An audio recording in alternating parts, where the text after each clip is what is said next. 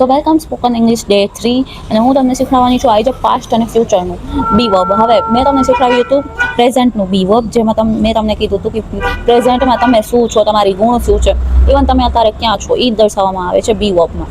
હવે આપણે એ જ જોવાના છે કે પાસ્ટમાં તમે ક્યાં હતા, તમે શું હતા, ઇવન તમારું ગુણ હતું, તમારું ચરિત્ર શું હતું એ દર્શાવવાના છે પાસ્ટમાં. અને ફ્યુચરમાં એમ જ હશે કે તમે ફ્યુચરમાં શું બનશો, શું તમારું ચરિત્ર હશે અને તમે ક્યાં હશો.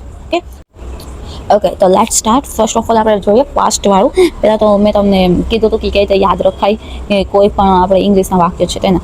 તો એનું પહેલાં છે ને આપણે પ્રેઝન્ટનું જ જોઈ લઈએ. પ્રેઝન્ટનું પહેલાં પ્રેઝન્ટનું હું તમને પહેલાં એ કહી દઉં કે કઈ રીતે યાદ રખાય. એક મિનિટ. તો તમારે શું કરવાનું, જો પહેલાં તો તમારે કરવું પડશે રીડિંગ, પછી રાઇટિંગ. રેગ્યુલર તમારે બોલવું પડશે ઇંગ્લિશ, તો તમને ફાવશે, અધરવાઇઝ નહીં ફાવે.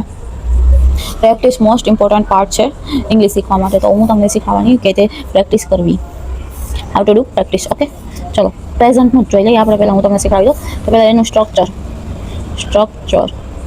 તો એનું સ્ટ્રક્ચર શું હતું, તો આપણું સિમ્પલનું હતું સ્ટ્રક્ચર. સિમ્પલ એમ કહીને હું ટીચર છું તો આઈ એમ અ ટીચર.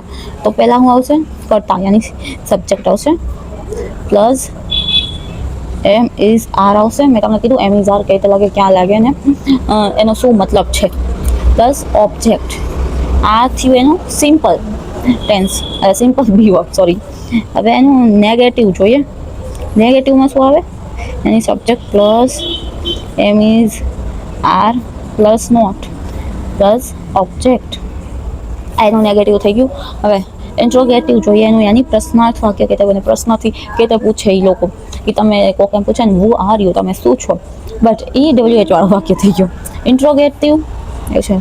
ઇન્ટ્રોગેટિવમાં આવશે ત્યારે તમે ક્વેશ્ચન પૂછો છો કે શું તે ટીચર છે, ઇઝ એ ટીચર, બસ આમ ક્વેશ્ચન પૂછવાનું. તો સિમ્પલ છે, કાંઈ વધારે માથા પચ્ચી નથી કરવાની. એમ ઇઝ આર જે છે એને આગળ લઈ લો, એમ ઇઝ આરને આગળ લઈ લો. આ જે છે આની અદલા બદલી કરી દો, થઈ તો ગયું. બીજું કાંઈ નહીં, આમ જ યાદ રાખવાનું હોય. મેં પણ આમ જ યાદ રાખ્યું છે. પછી નેગેટિવ ઇન્ટ્રોગેટિવ, યાની નેગેટિવમાં આવશે પહેલાં તો એમ ઇઝ આર જ આવશે, આર પ્લસ શબ્દ અને ત્રીજા અક્ષરે જ નોટ આવે. મેં તમને પહેલાં જ કહી દીધું છે. અહીંયા સોરી, આમાં નેગેટિવ આવી ગયું, નોટ પ્લસ ઓબ્જેક્ટ. હવે આવશે WHR, યાની આ બહુ મોસ્ટ ઇમ્પોર્ટન્ટ પાર્ટ છે. આનો હું શોર્ટ વિડીયો ના દઈશ કે WHના વાક્ય કેવા હોય છે. ઓકે, તો કમેન્ટ કરી દેજો મને. WHમાં શું આવશે, તો કે WH પહેલાં આવશે, પછી કાંઈ નહીં. જો શું કહેવાય, ઇન્ટ્રોગેટિવ વર્ડ છે એની આવે તમારે WH શબ્દ મૂકી દેવાનું. બાકીનું એ બેઠે બેઠું એમ જ હશે.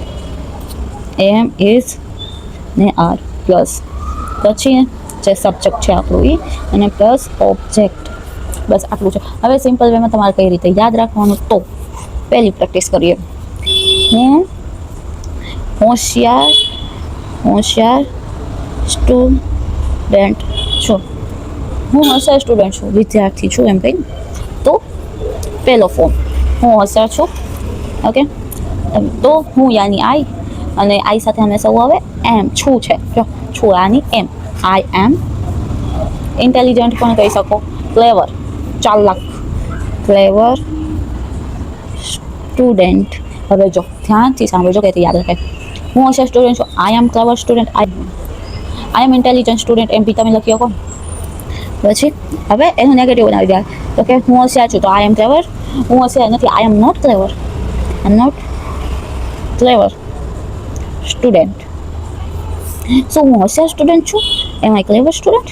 એમ આઈ ક્લેવર સ્ટુડન્ટ? શું હું હોશિયાર સ્ટુડન્ટ નથી? Am I not clever student. હવે શું હું હોશિયાર સ્ટુડન્ટ છું એ થઈ ગયું, ઇન્ટ્રોગેટિવ થઈ ગયું, નેગેટિવ ઇન્ટ્રોગેટિવ થઈ ગયું. WH વાળા વાક્ય, કોણ હોશિયાર સ્ટુડન્ટ છે? Who is clever student. જ્યારે કોઈ સબ્જેક્ટ ના આપ્યું હોય WH વાળા વાક્યમાં અને હુથી પ્રશ્ન ચાલુ થાય તો હંમેશા ઇઝ આવશે. બીજી વાર પાછું હું તમને રિમેમ્બર કરાવું છું. જ્યારે WH વાળું વાક્ય હોય એમાં વુ આપ્યું હોય અને કોઈ સબ્જેક્ટ યાની કરતા ના હોય, આઈ પછી હી શી ઈટ આ બધા કરતા છે એ ના હોય, તો હંમેશા ઇઝ જ લાગશે. Who is clever student. Okay, અને વાહે ચોકડી, સોરી આમાં લગાતા જ હું ભૂલી જાઉં છું. Okay, question mark. આ 10મા 12મા અને 8મા ધોરણમાં 9મા ધોરણમાં તમારા પૂછાય છે. બી વર્બ પૂછાય જ છે. હવે પાછું એ તો બીજું ટ્રાય કરી. તે ટીચર છે. હવે તે યાની કોણ? હવે તે કીધું, તેણી નથી કીધું. તેણી હોય તો સી આવે, તે હે તો હી આવશે. તો હી ઇઝ અ ટીચર. તમારે અ લગાડવું હોય તો અ લગાડી શકો છો, ના લગાડવું હોય તો કોઈ વાંધો નહીં. અ યાની એક વચન માટે યુઝ કરવામાં આવે છે, મતલબ એ એક જ છે, તે એક જ છે. યાની હી ઇઝ એક ટીચર, તે એક ટીચર છે, બસ. હવે તે ટીચર નથી તો he is not a teacher. તે ટીચર નથી. શું તે ટીચર છે? Is he a teacher? શું તે ટીચર નથી? તો ઇઝન્ટ. તમે ઇઝન્ટ પણ યુઝ કરી શકો છો. નોટને તમે આના હારે કનેક્ટ પણ કરી શકો છો. ના કરવું હોય તો હંમેશા યાદ રાખજો, નોટ હંમેશા ત્રીજા પદે જ આવશે. Is he not teacher? Okay, આમ આવશે. Isn't he a teacher? પછી તે શું છે? તો કે વોટ ઇઝ હી? થઈ ગયું. તે શું છે? What is he? આ ડબલ્યુએચ વાળા વાક્યો ગમે તેમ પૂછી શકે છે. તે કોણ છે? What is he? તે કેવો છે? How is he? આવા ઘણા ક્વેશ્ચન તમને ડબલ્યુએચમાં પૂછવામાં આવે છે. હવે ત્રીજું લઈ લઈએ આપણે. તમને 5-6 ઉદાહરણ આપી દો એટલે તમને સમજાઈ જાય કે કઈ રીતે યાદ રાખવું. ઓકે, ચાલો જોઈએ. અમે ઘરે છીએ. જો પહેલામાં શું કીધું? ગુણ બતાવે છે. બીજામાં શું બતાવે છે? તેની પદ બતાવે છે કે તે અત્યારે શું છે. અને ત્રીજું શું બતાવે છે? તે ક્યાં છે, સ્થળ બતાવે છે. અમે ઘરે છીએ. We are. વીની સાથે હંમેશા આર આવે. We are at home.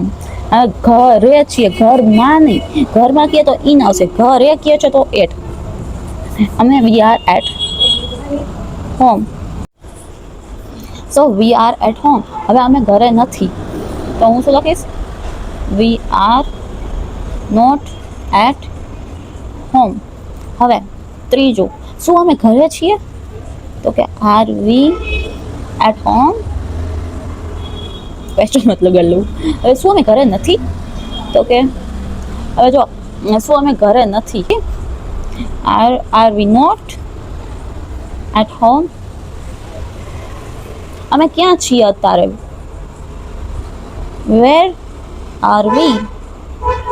તમે એમ બી બોલી શકી વેર વી આર, બટ આ મોસ્ટ ઇમ્પોર્ટન્ટ છે બેટા. હંમેશા ક્વેશ્ચનવાળા વાક્યમાં એમ ઇઝ આર પછી જ આવે. 3rd નંબરે સબ્જેક્ટ આવે છે. ઓકે, યાદ રાખજો. વેર વી આર. ઓકે, થોડુંક ફાટી ગયું આઈ નો, બટ ચલાવી લ્યો હવે. ઓકે, હવે આ સોલ્વ થઈ ગયું. તમારે કઈ રીતે યાદ રાખવાનું